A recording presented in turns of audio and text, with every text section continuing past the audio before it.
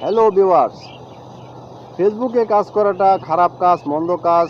ফেসবুকের জন্য ভিডিও তৈরি করাটা ভালো নয়। যারা এরকম মন্তব্য করে থাকেন তাদের উদ্দেশ্যে দু একটি কথা বলবো, কথাগুলো শুনে যাবেন।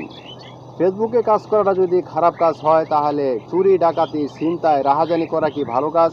অবশ্যই ভালো কাজ নয়। ফেসবুকে কাজ করে এখান থেকে সফলতা অর্জন করা, নিজের পায়ে দাঁড়ানো, নিজে চলা, পরিবারকে চালানো এবং দেশের বেকারত্ব দূর করা অবশ্যই মন্দ কাজ নয়।